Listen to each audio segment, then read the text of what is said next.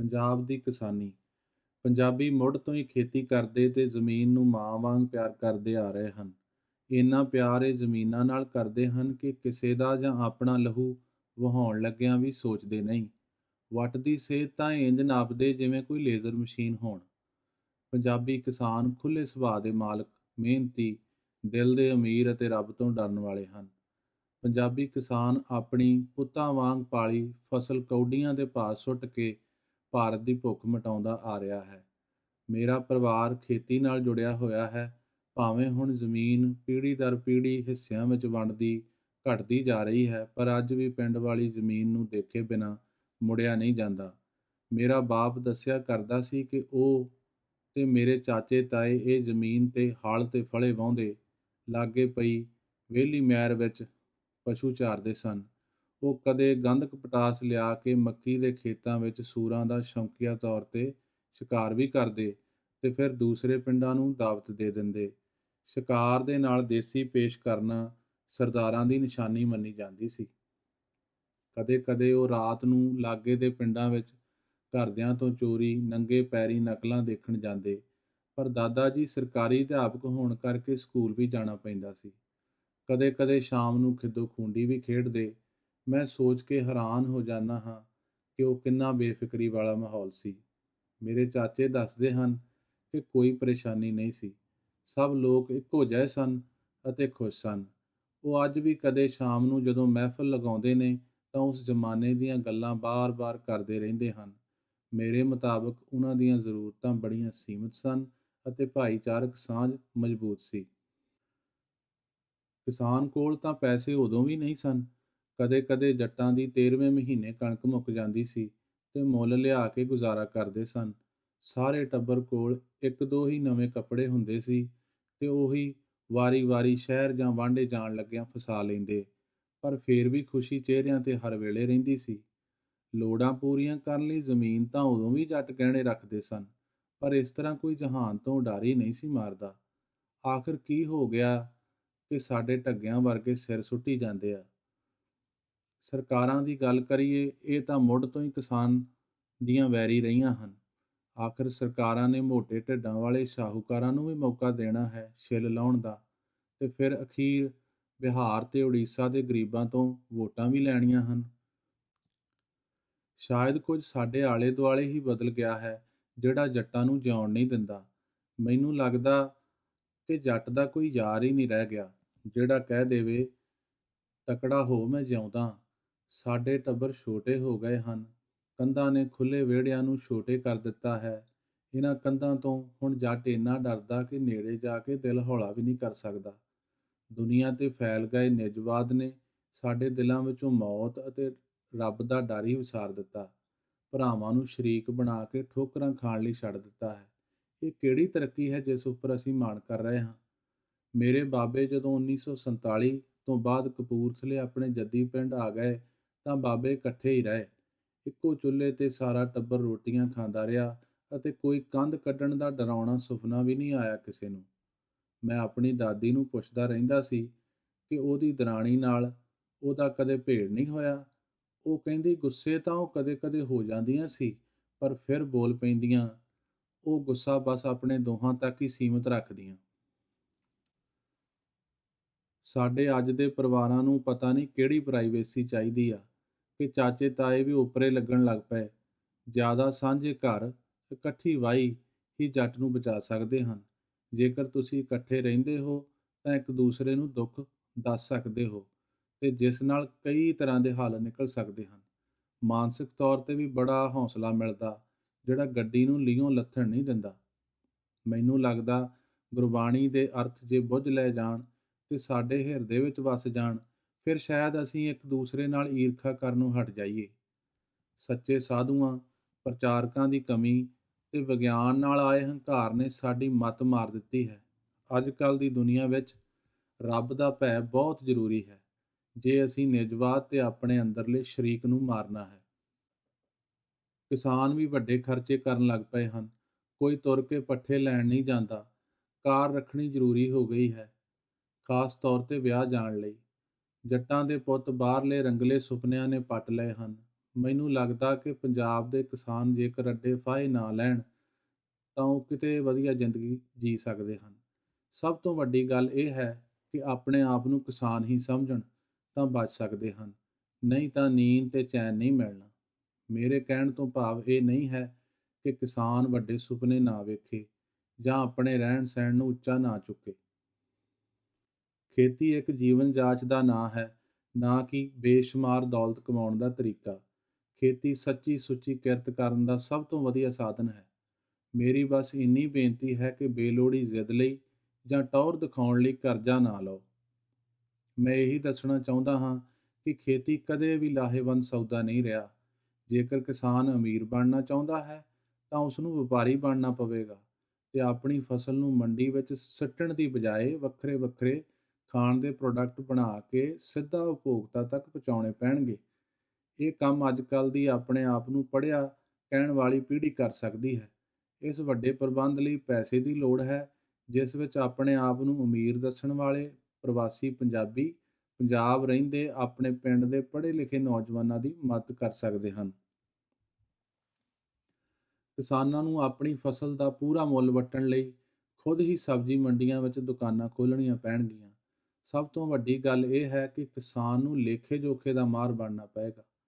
ਅੱਜ ਕੱਲ੍ਹ ਦੀ ਪੜ੍ਹੀ ਲਿਖੀ ਪੀੜ੍ਹੀ ਅਕਾਊਂਟਿੰਗ ਸਿੱਖ ਕੇ ਇਹ ਮਸਲਾ ਹੱਲ ਕਰ ਸਕਦੀ ਹੈ। ਖੇਤੀ ਨੂੰ ਇੱਕ ਕਾਰਪੋਰੇਸ਼ਨ ਵਾਂਗ ਚਲਾਉਣਾ ਪਵੇਗਾ। ਫਸਲੀ ਚੱਕਰ ਬਾਰੇ ਵੀ ਰੌਲਾ ਬੜੇ ਸਾਲਾਂ ਤੋਂ ਪੈ ਰਿਹਾ ਹੈ, ਪਰ ਮੇਰੇ ਖਿਆਲ ਨਾਲ ਇਸ ਲਈ ਨਾ ਤਾਂ ਕਿਸਾਨ ਤਿਆਰ ਹੈ, ਨਾ ਸਰਕਾਰਾਂ ਤੇ ਨਾ ਹੀ ਸਾਡੀ ਮੰਡੀਕਰਨ ਪਾਲਿਸੀ।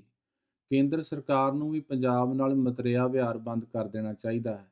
ਜੇਕਰ ਸਮਰਥਨ ਮੁੱਲ ਨਹੀਂ ਵਧਾ ਸਕਦੇ ਤਾਂ ਕੋਈ ਸਬਸਿਡੀ ਦੇ ਕੇ ਕਿਸਾਨਾਂ ਨੂੰ ਬਣਦਾ ਮੁੱਲ ਦਿੱਤਾ ਜਾਵੇ। ਭਾਰਤ ਵਿੱਚ ਇੱਕ ਨਵਾਂ ਪਖੰਡ ਸ਼ੁਰੂ ਹੋ ਰਿਹਾ ਹੈ, ਜਿਸ ਵਿੱਚ ਵੱਡੇ ਉਦਯੋਗਿਕ ਘਰਾਣੇ ਸਾਨੂੰ ਖੇਤੀ ਕਰਨਾ ਸਿਖਾਉਣਗੇ ਤੇ ਸਰਕਾਰਾਂ ਆਸ ਕਰ ਰਹੀਆਂ ਹਨ ਕਿ ਇਸ ਨਾਲ ਸਭ ਕੁਝ ਠੀਕ ਹੋ ਜਾਵੇਗਾ। ਮੇਰੇ ਮੁਤਾਬਕ ਇਹ ਪਾਲਿਸੀ ਦੇਸ਼ ਤੇ ਕਿਸਾਨਾਂ ਲਈ ਘਾਤਕ ਸਿੱਧ ਹੋਵੇਗੀ, ਕਿਉਂਕਿ ਭਾਰਤ ਵਿੱਚ ਫੈਲੇ ਭ੍ਰਿਸ਼ਟਾਚਾਰ ਨੇ ਕੋਈ ਸਖਤ ਪਾਲਿਸੀ ਇਹਨਾਂ ਵੱਡੇ ਉਦਯੋਗਿਕ ਘਰਾਣਿਆਂ ਖਿਲਾਫ ਬਣ ਨਹੀਂ ਦੇਣੀ। ਮੇਰੇ ਮੁਤਾਬਕ ਜੇਕਰ ਕਿਸੇ ਕਿਸਾਨ ਦੀ ਜ਼ਮੀਨ 10 ਏਕੜ ਤੋਂ ਘੱਟ ਹੈ, ਉਸ ਨੂੰ ਜ਼ਮੀਨ ਠੇਕੇ ਤੇ ਦੇ ਦੇਣੀ ਚਾਹੀਦੀ ਹੈ ਤੇ ਆਪ ਕੋਈ ਹੋਰ ਕੰਮ ਵਪਾਰ ਕਰਨਾ ਚਾਹੀਦਾ ਹੈ। ਇਸ ਤਰ੍ਹਾਂ ਛੋਟੇ ਕਿਸਾਨ ਦੀ ਆਮਦਨ ਵਧੇਗੀ ਅਤੇ ਉਹ ਨਵੇਂ ਹੁਨਰ ਸਿੱਖ ਕੇ ਆਤਮ ਨਿਰਭਰ ਬਣ ਸਕੇਗਾ। ਇਸ ਨਾਲ ਵੱਡੇ ਕਿਸਾਨ ਉੱਭਰ ਕੇ ਸਾਹਮਣੇ ਆਉਣਗੇ ਤੇ ਖੇਤੀ ਪ੍ਰਬੰਧ ਵਿੱਚ ਕੁਸ਼ਲਤਾ ਆਵੇਗੀ। ਪਿੰਡਾਂ ਦੇ ਹੀ ਸਰਦੇ ਜ਼ਿਮੀਂਦਾਰ ਅਤੇ ਪ੍ਰਵਾਸੀ ਪੰਜਾਬੀ ਇਹਨਾਂ 10 ਏਕੜ ਤੋਂ ਘੱਟ ਜ਼ਮੀਨ ਵਾਲੇ ਕਿਸਾਨਾਂ ਦੀ ਜ਼ਮੀਨ ਠੇਕੇ ਤੇ ਲੈ ਲੈਣ ਤਾਂ ਬਹੁਤ ਵਧੀਆ ਹੋਵੇਗਾ। ਸਰਕਾਰ ਨੂੰ ਵੱਡੀਆਂ ਕੰਪਨੀਆਂ ਨੂੰ ਸਿੱਧੇ ਤੌਰ ਤੇ ਜ਼ਮੀਨ ਠੇਕੇ ਤੇ ਲੈਣ ਤੋਂ ਰੋਕਣ ਲਈ ਸਖਤ ਕਾਨੂੰਨ ਬਣਾਉਣੇ ਚਾਹੀਦੇ ਹਨ। ਇਸ ਦੇ ਨਾਲ ਨਾਲ ਛੋਟੇ ਤੇ ਵੱਡੇ ਜ਼ਿਮੀਂਦਾਰਾਂ ਦਰਮਿਆਨ ਕੰਟਰੈਕਟ ਨੂੰ ਛੋਟੇ ਕਿਸਾਨ ਦੇ ਹੱਕਾਂ ਨੂੰ ਧਿਆਨ ਵਿੱਚ ਰੱਖ ਕੇ ਬਣਾਇਆ ਜਾਣਾ ਚਾਹੀਦਾ ਹੈ। ਵੱਡੇ ਜ਼ਿਮੀਂਦਾਰਾਂ ਨੂੰ ਛੋਟੇ ਜ਼ਿਮੀਂਦਾਰਾਂ ਨੂੰ ਸਮੇਂ ਸਿਰ ਠੇਕੇ ਦੀ ਬਣਦੀ ਰਕਮ ਦੇਣੀ ਕਾਨੂੰਨੀ ਤੌਰ ਤੇ ਨਿਸ਼ਚਿਤ ਕਰਨੀ ਚਾਹੀਦੀ ਹੈ ਅਤੇ ਭੁਗਤਾਨ ਕੇਵਲ ਬੈਂਕਾਂ ਦੁਆਰਾ ਹੀ ਕੀਤਾ ਜਾਣਾ ਚਾਹੀਦਾ ਹੈ। ਇਸ ਨਾਲ ਸਰਕਾਰ ਦੇ ਰੈਵਨਿਊ ਵਿੱਚ ਵਾਧਾ ਹੋਵੇਗਾ ਤੇ ਗੜੇਮਾਰੀ ਜਾਂ ਹੋਰ ਕੁਦਰਤੀ ਆਫਤਾਂ ਨਾਲ ਹੋਈ ਤਬਾਹੀ ਸਮੇਂ ਸਰਕਾਰ ਬੜੇ ਸੌਖੇ ਤੇ ਕੁਸ਼ਲ ਤਰੀਕੇ ਨਾਲ ਮਦਦ ਵੱਡੇ ਕਿਸਾਨਾਂ ਤੱਕ ਪਹੁੰਚਾ ਸਕਦੀ ਹੈ। ਸਰਕਾਰ ਨੂੰ ਵੀ ਛੋਟੇ ਕਿਸਾਨਾਂ ਲਈ ਜ਼ਮੀਨ ਉੱਤੇ ਦਿੱਤੇ ਜਾਣ ਵਾਲੇ ਕਰਜ਼ੇ ਘਟਾਉਣੇ ਜਾਂ ਬੰਦ ਕਰਨੇ ਪੈਣਗੇ। ਇਸ ਨਾਲ ਸਰਕਾਰੀ ਸਬਸਿਡੀ ਦੀ ਦੁਰਵਰਤੋਂ ਕਿਸਾਨ ਨਹੀਂ ਕਰ ਸਕੇਗਾ। ਮੇਰੇ ਮੁਤਾਬਕ ਛੋਟੇ ਕਿਸਾਨਾਂ ਨੂੰ ਜ਼ਮੀਨ ਤੇ ਮਿਲੇ ਕਰਜ਼ੇ ਨੂੰ ਸਿਰਫ ਬੱਚਿਆਂ ਦੀ ਪੜ੍ਹਾਈ ਅਤੇ ਸਿਹਤ ਨਾਲ ਜੁੜੇ ਕੰਮਾਂ ਤੇ ਖਰਚਣ ਦੀ ਆਜ਼ਾਦੀ ਹੋਣੀ ਚਾਹੀਦੀ ਹੈ। ਲੋੜ ਪੈਣ ਤੇ ਇਹ ਜ਼ਮੀਨ ਤੇ ਮਿਲੇ ਕਰਜ਼ੇ ਦਾ ਭੁਗਤਾਨ ਸਿਰਫ ਵਿੱਦਿਅਕ ਅਦਾਰਿਆਂ ਜਾਂ ਸਿਹਤ ਕੇਂਦਰਾਂ ਹਸਪਤਾਲਾਂ ਵਿੱਚ ਹੀ ਹੋਣਾ ਚਾਹੀਦਾ ਹੈ। ਛੋਟੇ ਕਿਸਾਨਾਂ ਲਈ ਇਸ ਕਰਜ਼ੇ ਦੀ ਵਿਆਜ ਦਰ ਹੋਰ ਘਟਾਉਣ ਦੀ ਵੀ ਲੋੜ ਹੈ। ਖੇਤੀ ਨਾਲ ਸੰਬੰਧਿਤ ਮਜ਼ਦੂਰਾਂ ਵਾਸਤੇ ਲੇਬਰ ਕਾਨੂੰਨ ਸਖਤ ਕਰਨੇ ਪੈਣਗੇ। ਵੱਡੇ ਕਿਸਾਨਾਂ ਨੂੰ ਖੇਤੀ ਮਜ਼ਦੂਰਾਂ ਨਾਲ ਕੰਟਰੈਕਟ ਕਰਨੇ ਪੈਣਗੇ ਤੇ ਉਹਨਾਂ ਦਾ ਬਣਦਾ ਮਿਹਨਤਾਨਾ ਸਮੇਂ ਸਿਰ ਵੱਡੇ ਕਿਸਾਨਾਂ ਨੂੰ ਮਜ਼ਦੂਰਾਂ ਦੇ ਬੈਂਕ ਖਾਤਿਆਂ ਵਿੱਚ ਪਾਉਣਾ ਪਵੇਗਾ। ਪੰਜਾਬੀ ਲੇਬਰ ਸੰਸਥਾਵਾਂ ਨੂੰ ਮਜ਼ਬੂਤ ਕਰਨ ਦੀ ਲੋੜ ਹੈ। ਮੇਰੇ ਮੁਤਾਬਕ ਖੇਤੀ ਵਿਭਾਗ ਵੱਲੋਂ ਕਿਸਾਨਾਂ ਨੂੰ ਫਸਲਾਂ ਬਾਰੇ ਜਾਣਕਾਰੀ ਦੇ ਨਾਲ-ਨਾਲ ਸੈਲਫ ਮੈਨੇਜਮੈਂਟ ਤੇ ਵੀ ਜਾਣਕਾਰੀ ਦੇਣੀ ਚਾਹੀਦੀ ਹੈ। ਖੇਤੀ ਨਾਲ ਜੁੜੇ ਪਰਿਵਾਰਾਂ ਦੀਆਂ ਔਰਤਾਂ ਨੂੰ ਵੀ ਸੰਸਾਰਕ ਪੜ੍ਹਾਈ ਦੇ ਨਾਲ-ਨਾਲ ਗੁਰਬਾਣੀ ਨਾਲ ਜੋੜਨ ਦੀ ਲੋੜ ਹੈ। ਇਹਨਾਂ ਔਰਤਾਂ ਵਾਸਤੇ ਵਿਸ਼ੇਸ਼ ਸੈਮੀਨਾਰ ਹੋਣੇ ਚਾਹੀਦੇ ਹਨ ਜੋ ਇਹਨਾਂ ਨੂੰ ਸੈਲਫ ਮੈਨੇਜਮੈਂਟ, ਚੰਗੀ ਸਿਹਤ, ਫੈਮਿਲੀ ਪਲਾਨਿੰਗ, ਉਚੇਰੀ ਵਿੱਦਿਆ, ਕਾਸਟ ਮੈਨੇਜਮੈਂਟ ਵਰਗੇ ਵਿਸ਼ਿਆਂ 'ਤੇ ਜਾਣਕਾਰੀ ਦੇਣ। ਪ੍ਰਵਾਸੀ ਪੰਜਾਬੀਆਂ ਨੂੰ ਵੀ ਸਿਆਣੇ ਬਣਨ ਦੀ ਲੋੜ ਹੈ। ਇਹ ਆਪਣੇ ਪੰਜਾਬ ਰਹਿੰਦੇ ਭਰਾਵਾਂ ਦਾ ਪਹਿਲਾਂ ਨਾਲੋਂ ਵੱਧ ਸਾਥ ਦੇਣ। ਪ੍ਰਵਾਸੀ ਪੰਜਾਬੀ ਪੰਜਾਬ ਜਾ ਕੇ ਫੂਕੀ ਬੱਲੇ ਬੱਲੇ ਕਰਾਉਣ ਤੋਂ ਗੁਰੇਜ਼ ਕਰਨ ਅਤੇ ਪੰਜਾਬ ਦੀ ਖੇਤੀ ਅਤੇ ਖੇਤੀ ਨਾਲ ਜੁੜੇ ਵਪਾਰ ਨੂੰ ਉਤਸ਼ਾਹਤ ਕਰਨ ਲਈ ਹਿੱਸੇਦਾਰ ਬਣ ਕੇ ਯੋਗਦਾਨ ਪਾਉਣ। ਨਵੇਂ ਖੇਤੀ ਕਾਨੂੰਨਾਂ ਦੇ ਵਿਰੋਧ ਵਿੱਚ ਹੋ ਰਹੇ ਸੰਘਰਸ਼ ਨੂੰ ਦੇਖ ਕੇ ਕਾਫੀ ਆਸ ਬੱਝੀ ਹੈ। ਇਹ ਸੰਘਰਸ਼ ਦੁਨੀਆ 'ਤੇ ਇੱਕ ਮਿਸਾਲ ਬਣ ਗਿਆ ਹੈ। ਸੰਘਰਸ਼ ਤੋਂ ਪਤਾ ਲੱਗਦਾ ਹੈ ਕਿ ਸਿੱਖ ਆਪਣੀ ਹਿੱਕ ਦੇ ਜ਼ੋਰ 'ਤੇ ਅੱਜ ਵੀ ਦੇਸ਼ ਦੀਆਂ ਜੜ੍ਹਾਂ ਹਿਲਾ ਸਕਦੇ ਹਨ। ਸੰਘਰਸ਼ ਕਰਨਾ ਕਿਸਾਨ ਅਤੇ ਕਿਸੇ ਵੀ ਦੇਸ਼ ਦੇ ਨਾਗਰਿਕਾਂ ਦਾ ਮੁੱਢਲਾ ਹੱਕ ਹੈ।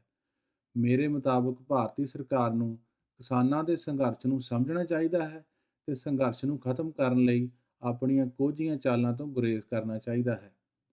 ਨਵੇਂ ਕਾਨੂੰਨਾਂ ਨੂੰ ਜਲਦ ਰੱਦ ਕਰਕੇ ਕਿਸਾਨਾਂ ਨੂੰ ਰਾਹਤ ਦੇਣੀ ਚਾਹੀਦੀ ਹੈ, ਕਿਉਂਕਿ ਇਹ ਗੱਲ ਸਿਰਫ ਕਿਸਾਨ ਨਾਲ ਹੀ ਨਹੀਂ ਸਗੋਂ ਅਤ ਜ਼ਰੂਰੀ ਦੇਸ਼ ਦੇ ਰੱਖਿਆ ਪ੍ਰਬੰਧ ਨਾਲ ਵੀ ਜੁੜੀ ਹੋਈ ਹੈ।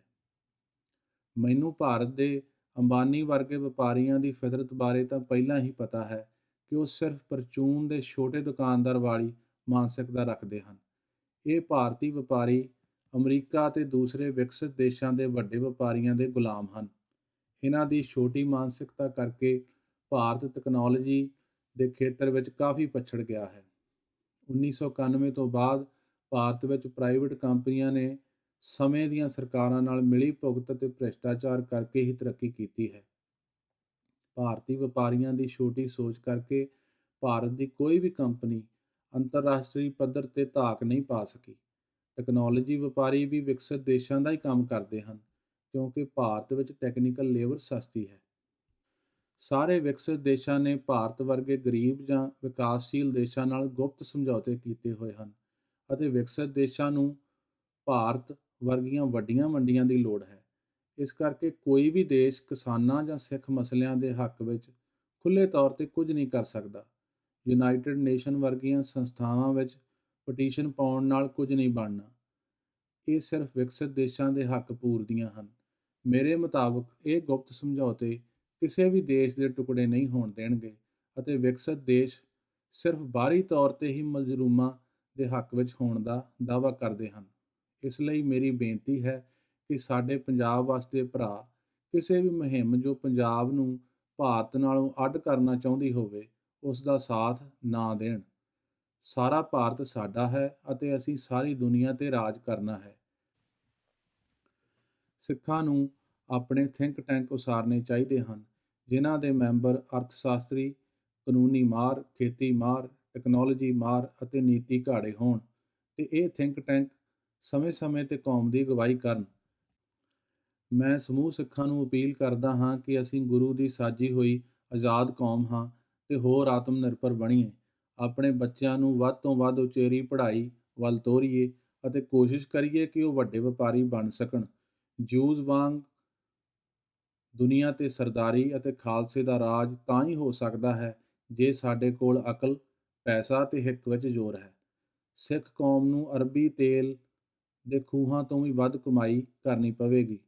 ਪ੍ਰਵਾਸੀ ਸਿੱਖ ਵੀ ਪੜ੍ਹਾਈ ਅਤੇ ਤਕਨਾਲੋਜੀ ਵਪਾਰ ਨੂੰ ਤਰਜੀਹ ਦੇਣ ਤਾਂ ਕਿ ਵਿਦੇਸ਼ਾਂ ਵਿੱਚ ਲੇਬਰ ਦਾ ਹਿੱਸਾ ਬਣ ਕੇ ਹੀ ਨਾ ਰਹਿ ਜਾਣ। ਫਿਰ ਸਾਨੂੰ ਆਪਣੇ ਹੱਕ ਕਿਸੇ ਸਰਕਾਰ ਕੋਲੋਂ ਮੰਗਣ ਨਹੀਂ ਜਾਣਾ ਪਏਗਾ ਤੇ ਗੁਰੂ ਦੇ ਬਚਨਾਂ ਮੁਤਾਬਕ ਸਾਰੀ ਦੁਨੀਆ 'ਤੇ ਖਾਲਸੇ ਦਾ ਰਾਜ ਚੱਲੇਗਾ ਅਤੇ ਕਾਨੂੰਨ ਸਾਨੂੰ ਪੁੱਛ ਕੇ ਬਣਾਏ ਜਾਣਗੇ।